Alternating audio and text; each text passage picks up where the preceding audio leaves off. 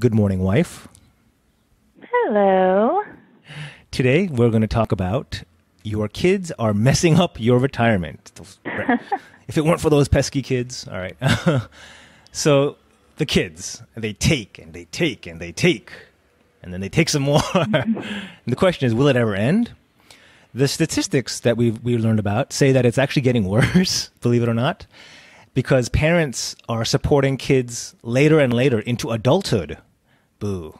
Oh, So boy. that's just really terrible for, you got to think about yourself. You got to protect yourself a little bit, you parents out there. So doing that is just terrible for your retirement. Don't do it. Here's what you should do instead. And Hannah, let's jump into the stats first, all right? So the statistics that bear this out.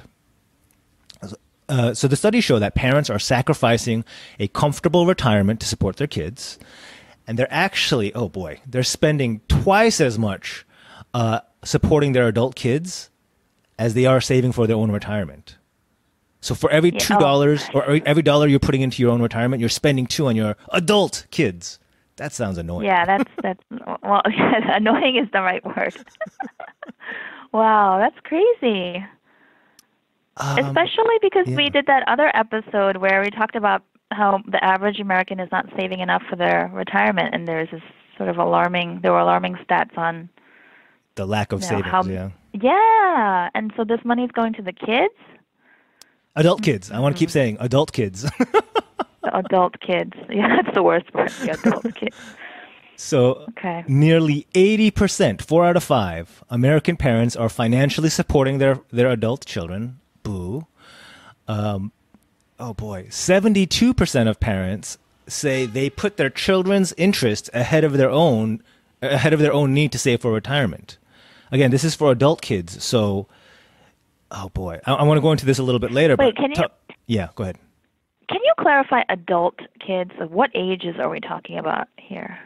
So it's not. I didn't dig so deep into get the actual study, but it's implied that it's post college. Oh, So okay. we're not talking about 18. Thinking, We're talking about 22 and beyond. yeah, I'm thinking 18, 19, okay, not No. so bad. 30, 32, not cool. Hey, I might have listeners in that demographic. Be cool. Yeah, well, okay.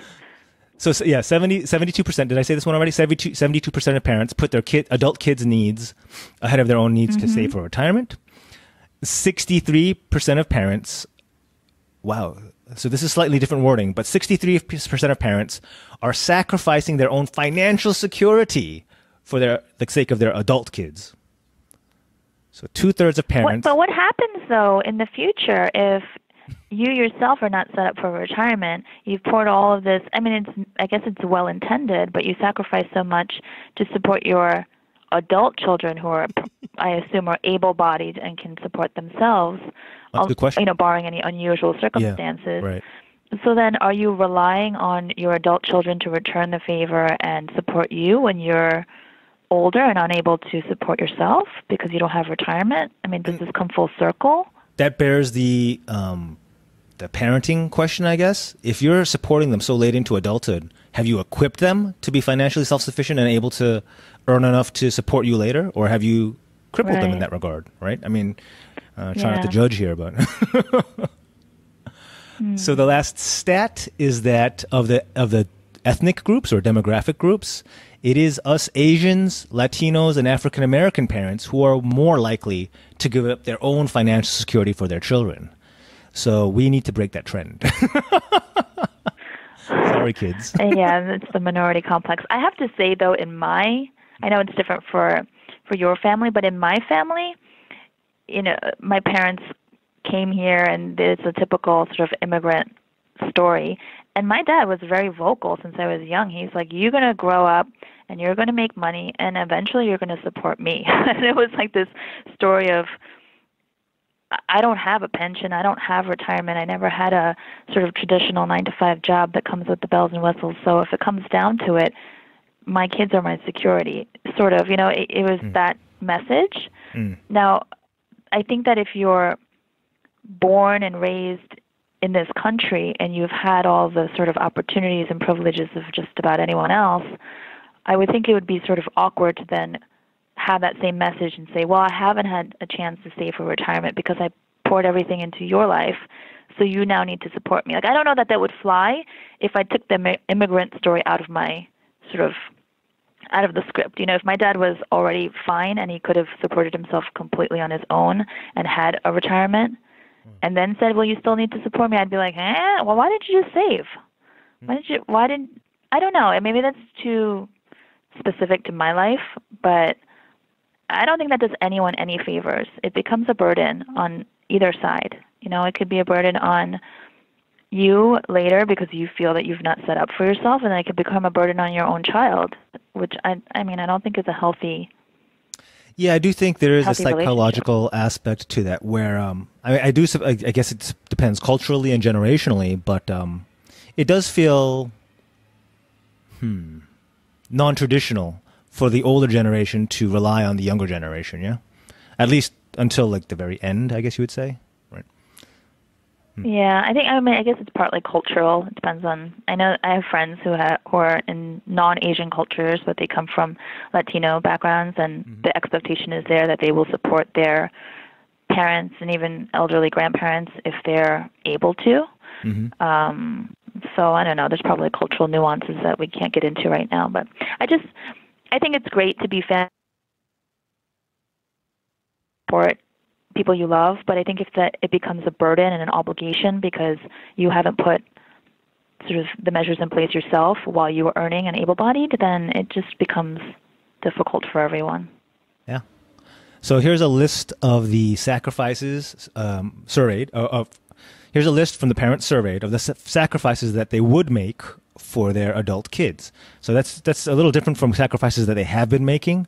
So this is things that they say they would make. The question is, would they actually do it if it came down to it? So anyway, so 50% of parents say they would withdraw from their savings to support their adult kids.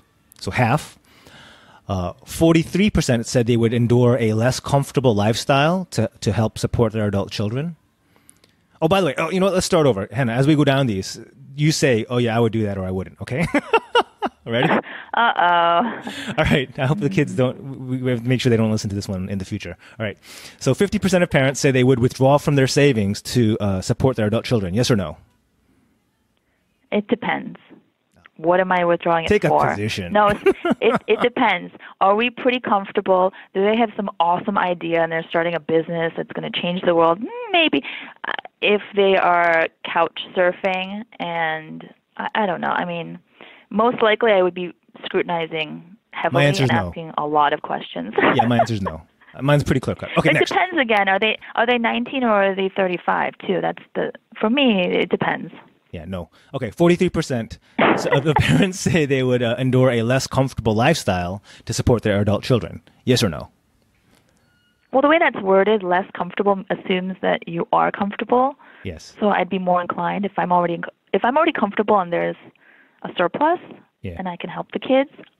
If they are doing something good with their lives, obviously, not just sort of coasting, then again, it depends. I'm a mom. I can't give you yes or no. No, yeah, that's fair. I'm a no. Okay, 26% of parents say they would take on new debt. They would take out loans to support their adult children. No, I hate debt, and I will never go in that direction. Agree. 25% say they would withdraw from their retirement accounts. So that means 401k, IRA, that sort of thing, to support an adult child. No, savings aside from retirement is one thing, but retirement I wouldn't want to touch. Yeah, I talked about this in an earlier episode. Your contribution years to these types of accounts are precious just because of the way the system is set up. You don't want to ever give up or just withdraw from those years that you've compiled. So no, that's a hard one. And don't we get penalized also at 10% or something if we do withdraw early? There's special exceptions, but let's assume those don't apply. Yeah, there's just a whole bunch of reasons why that's a bad idea. Okay, no. 19% of parents say they would delay their retirement, meaning they would just keep working even though they didn't have to otherwise, to support their adult children. Oh, boy. Do I love my job? I mean, this also depends. If I'm pretty much ready to retire and I've been watching the clock, yes, I don't know. I don't want to get resentful of my own children either. Good call. So Good way. I think that's an important way to think of it. yeah, I don't know. That's kind of iffy. Am I like torturing you as a mom, making you decide on these things? Yeah, you are, but you're also making me realize how like cold I can be because I'm like, no. It depends. I would hope that the kids are standing on their 2 feet by the time they're adults. I didn't really hear an answer on that. I'm going to say no. All right, 14% say they would refinance their home to support an adult child. That one I don't mind so much. No, I don't like that. I don't like I don't like the idea of having a mortgage that's still outstanding when I'm at the retirement age. I don't like the idea of, for me, refinancing is just another form of debt. Okay, that's fair enough. Unless, again, they have some brilliant idea. I hear all these stories on Shark Tank of people who've mortgaged their, right? And it's like, oh, okay, maybe. The reason I'm okay, I'm not saying I'm jumping for joy, but home mortgages have a lot of tax advantages. There's a lot of liquidity. It seems to be one of the easier, less painful options. So if of all these choices, that's probably the one I might consider. Yeah. Okay, last one. 8% of parents would come out of retirement, meaning they weren't working, but they started working again to support their adult children. I hope my laugh didn't give away my answer. Wait a minute. So let's assume the typical retirement age of 65. That means potentially you're in your 70s and you come out of retirement in order to support your kids, who I assume are at least in their 30s. Sure. Yeah. No, I'm not doing that. I'm not doing that. I'm a pretty hard no on that. Pretty hard no. No, because we have to take care of our health too. If we start getting, if we overexert ourselves, then we've got medical bills, and the kids have to then take care of us, and it just becomes a sort of vicious cycle. Very good. Let's be self-sufficient, please. No, that's actually really good long-term thinking about the health issues. That's actually really important. And again, health, like time, is something you can't really pay to get back. You just kind of never get that back. You just got to take care of it. All right, I'm already tired. I can't imagine how I'll feel when I'm 70. So let's talk about why this is such a problem. Like, what are some of the problems that manifest because of this sort of shift in attitudes and between parenting and savings and supporting adult children? So, number one, here's some facts. Supporting the adult child is the most expensive during and just after college. And that's when parents are helping out with, oh boy, there's a long list. They're helping out with rent, groceries, debt, and other bills. And of course, while doing all this, they're foregoing saving for their own retirement. They're continuing to support their adult kids until the age 34 and beyond. Ouch. That's nuts. The problem, we talked about this before. 34? Yeah. The problem that you alluded to before is that there's a bit of a sandwich generation going on. I don't want to go into this too deep, but because it could merit its own series of podcasts, but that's the issue of a generation, pretty much our generation, sandwiched because we're supporting both the generation above us, our parents, and the kids below us, and ourselves, of course. So there's just a lot of supporting going on there. Right. And then, as you pointed out, the problem is you do this, and it could, long term, you could end up being a burden on the kids who you were trying to help because you don't have enough for retirement. So it's really short term thinking the way, going about it that way. Yeah. I have to say, going back to my personal sort of life story with my parents, even though my dad sort of trained me to be prepared that in the event they need the support, they would count on me, especially as the older child of my family.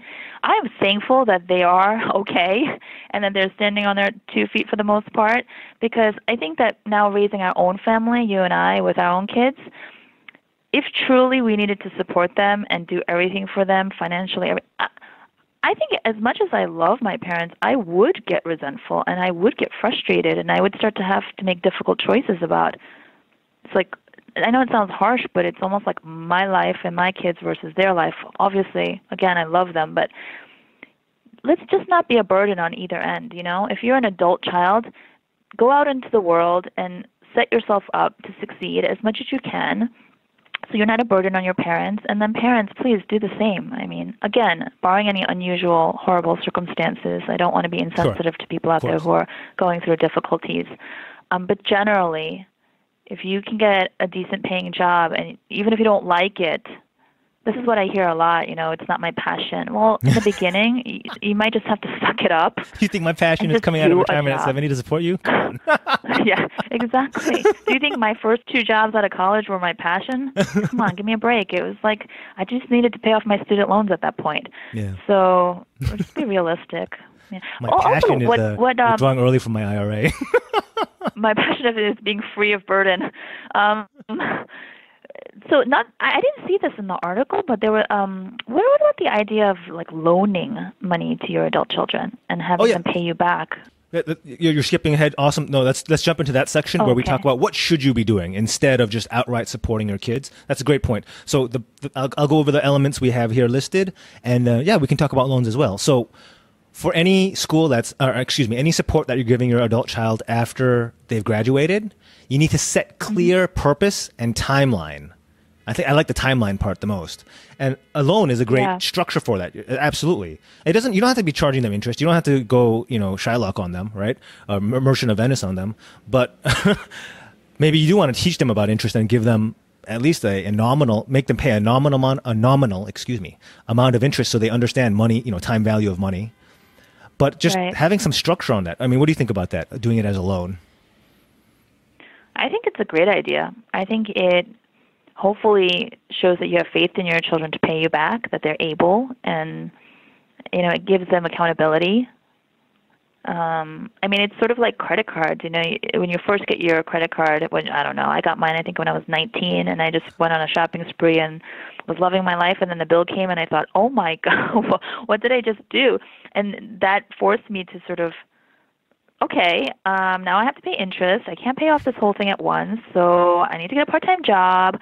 I need to cut back. It forced me. Now, if the credit card company said you don't have to pay me back for 15 years and then you could deal with it down the road, I would have never learned that lesson. And, this is a long-winded way of saying I think partially as a parent, it's your responsibility, too, to teach your kids how to be financially responsible and wise with their money. And if you just give with no strings attached, there's no expectation to follow up on it, then what do you expect your children to grow up to be? They'll be the same as adults. Here's how my mom did it for me to teach me the financial responsibility. I think it was my junior year of college when I was thinking about what I want to do. This is before I decided to go to law school.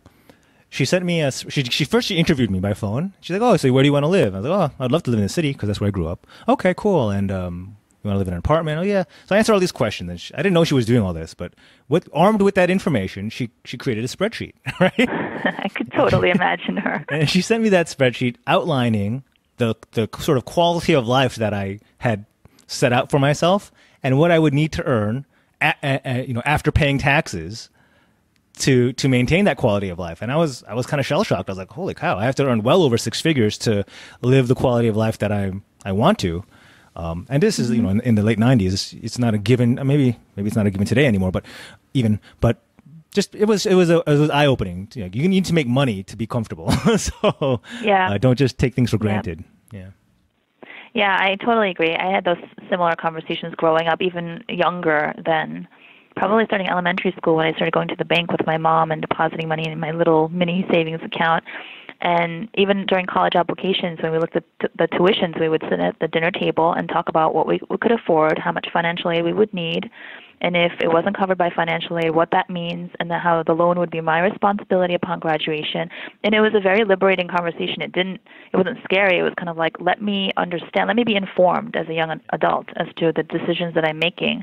And fortunately, I wasn't saddled with a whole ton of student loan debt because of that, since you and I went to SUNY. But I think those conversations need to happen early so that kids and young adults can be educated about it. So in terms of setting timelines and purpose, let's just wrap this up on the financial support that you might give your adult kids. We talked about a loan. That's great. Doesn't have to be, market interest, but maybe some interest would be good for teaching responsibility. Or you could set more loose deadlines like, as soon as you land your first job, we're done here. Or maybe as soon as you get married. I don't know if that's still a benchmark for people anymore, but just put some conditions or some timelines on it and put some purpose on it.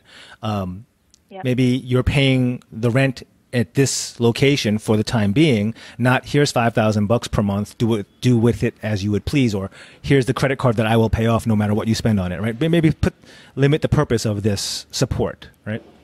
Yep, yep. Did your parents put a timeline for you? Because you went to law school, right? So after law school, you kind of living on your own. Did they give you any kind of specific sort of, I don't know, agenda? Because my parents definitely were clear with me when I graduated college. No, because pretty much out of law school, right, I was paying rent and making my own money on those doc review projects, so... Oh, so you were already self-sufficient. They didn't have to say barely, anything. But yeah. Yeah. Okay, because I know my dad specifically said, you've got a year maximum upon graduation to pay your own way. I was like, okay. And luckily, I found a job. That could be its own conversation, how to empty the nest. Yeah. Okay, so that's it. Those are that's our talk about how your kids are messing up your retirement. But we love them, don't we? Of course. As kids, if they're adult kids, I don't know. If they're doing this to us, I don't know how much I would feel the love. Well, we love you, kids. Don't listen to this. All right. Thanks, everyone, for listening. Thank you, Hannah, and we'll talk again next time. Bye now. Bye.